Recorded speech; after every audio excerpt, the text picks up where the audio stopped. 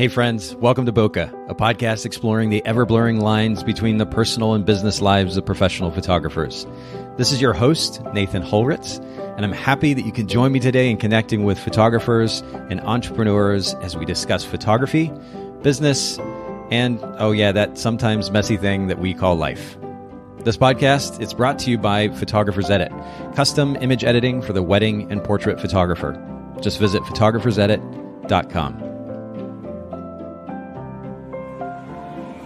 All right, Bokeh Podcast listeners, we're here for another episode, and something that we're doing a little bit different here at WPPI this year, 2019, I'm calling them Snapshot Interviews. So we normally have a 60-minute interview. We're going to do something that's a little more along the lines of 10 or 15, 20 minutes, and I've got a new friend of mine here with me, Alex Arnold. Make sure I say that correctly. Alex, thanks so much for making time for the Bokeh Podcast today. Of course, thanks for having me. I'm excited to be here.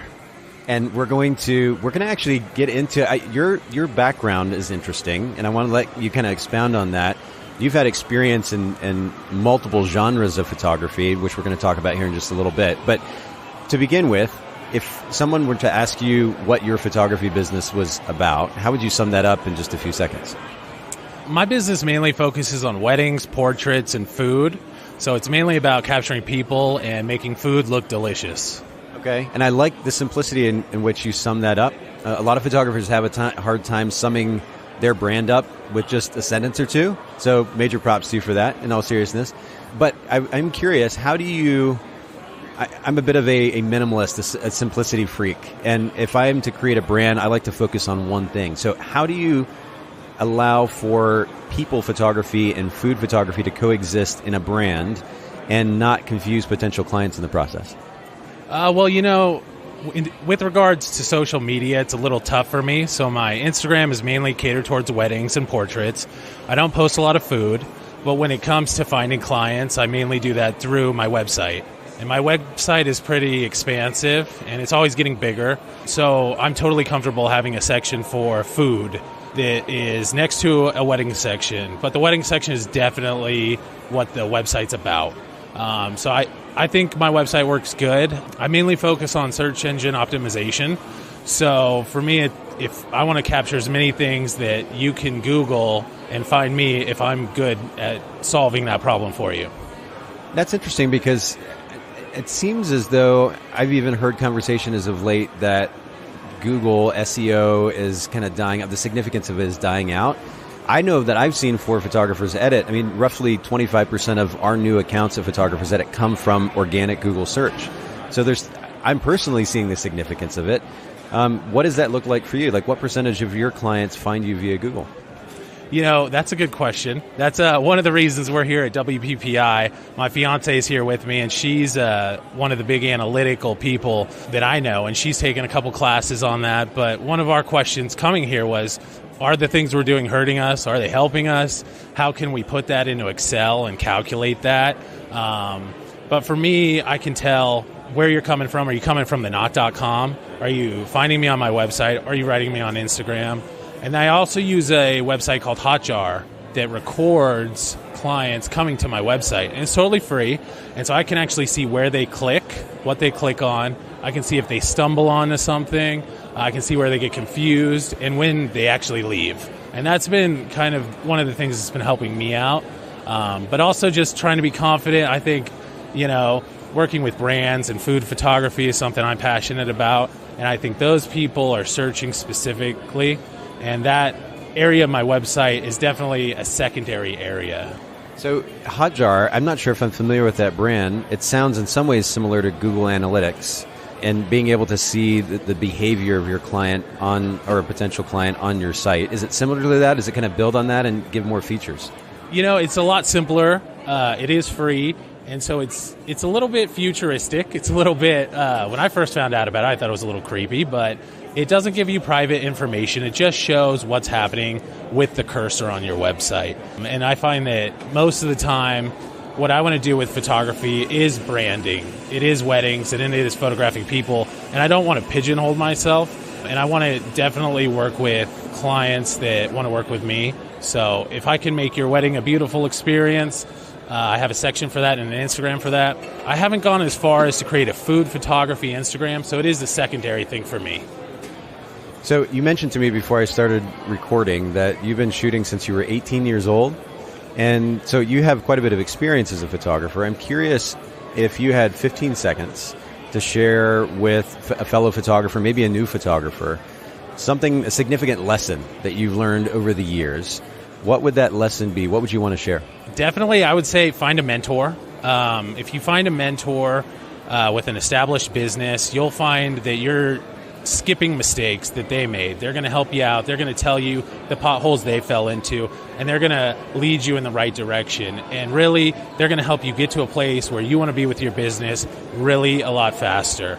So I would say find a mentor. It's not always easy. For me, it was my high school photo teacher. I fell in love with photography in Germany. I came home, and I just kept emailing him photos. Eventually, he started replying. And then eventually I got to shoot a wedding with him. He liked the work, so I got to get a paid internship with him and his wife for years. And I still shoot with them today. So that's definitely been one of the biggest motivators for me, one of the biggest things that helps me get clients, helps me skip a lot of steps.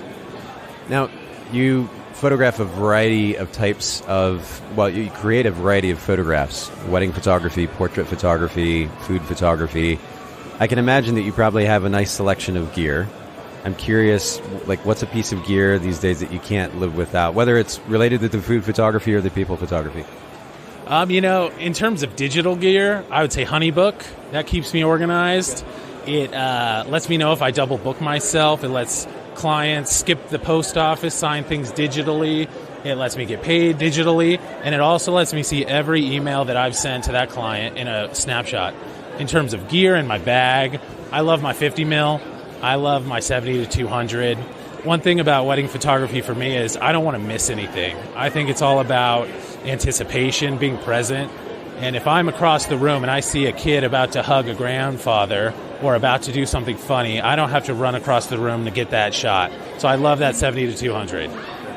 Yeah, the 70 to 200 was definitely one of my favorites. Simultaneously, I also like the 50 just for the small form factor. And you can get them so inexpensively. Fast lens. I love both of those lenses. It's great. So I mentioned earlier, I alluded to the fact that, not only obviously are you a portrait photographer, a wedding photographer, a food photographer, but you have some interesting experience in other photo projects, if you will, genres of photography almost. And one of the things that you mentioned to me leading up to today's conversation was an experience that you had photographing Cold War safe houses. This is not something that I've ever heard from another photographer before, so this is interesting. And you said it actually ties to the way that you approach photography now, like wedding photography now. So give us a little bit of background here, like a backstory, and then talk to us a little bit about how that ties into what you're doing now in wedding photography.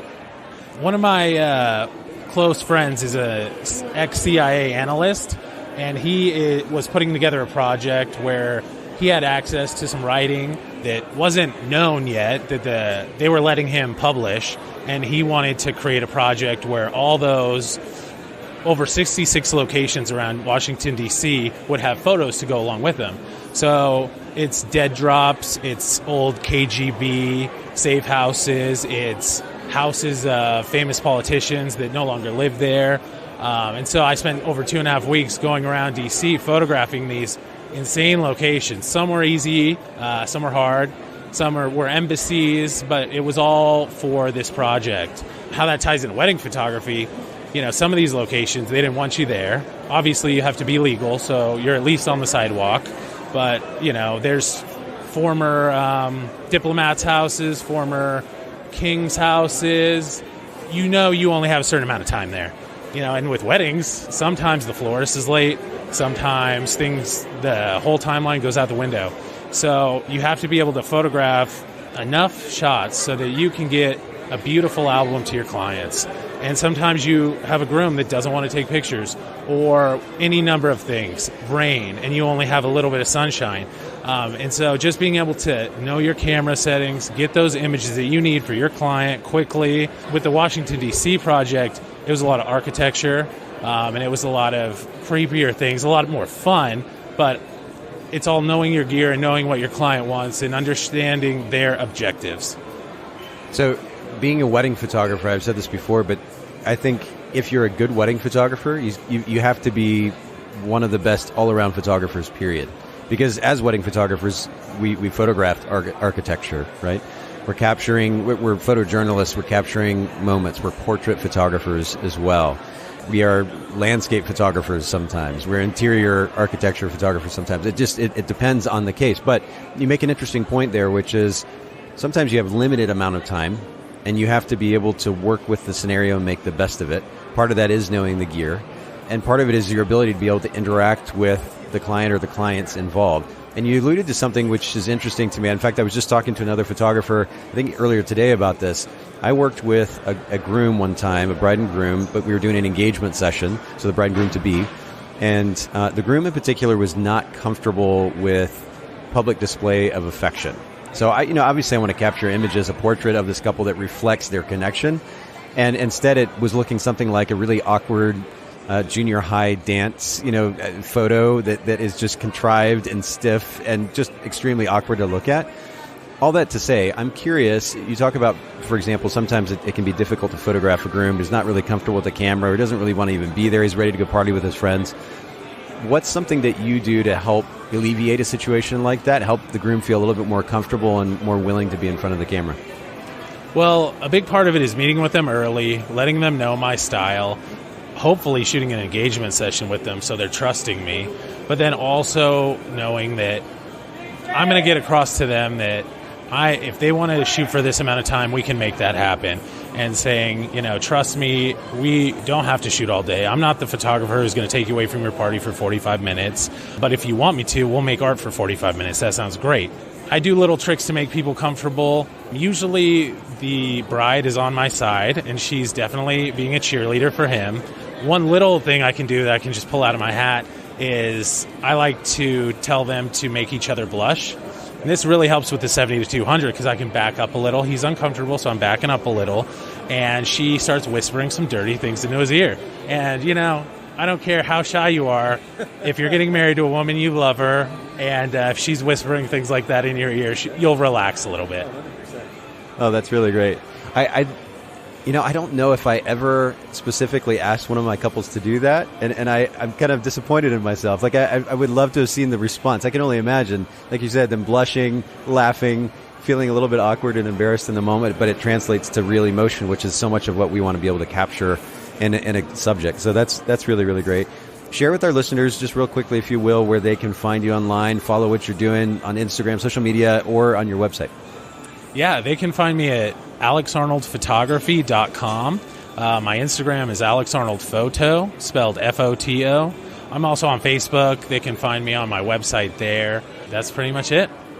Well, I really appreciate you sitting down for a quick snapshot, a little quick interview. Maybe at some point we can come back and do a full interview. But thanks so much for making time for Bokeh. All right, thank you. I appreciate it. Thanks so much for listening to the Bokeh Podcast today. Will you let us know what you think by leaving a review of the podcast in iTunes or maybe in the Apple Podcast app? And I'd love to hear from you personally with your thoughts about the podcast, maybe suggestions about future topics and guests for the show. My direct email is nathan@photographersedit.com. The Bokeh Podcast is brought to you by Photographers Edit, custom image editing for the wedding and portrait photographer. Just visit photographersedit.com.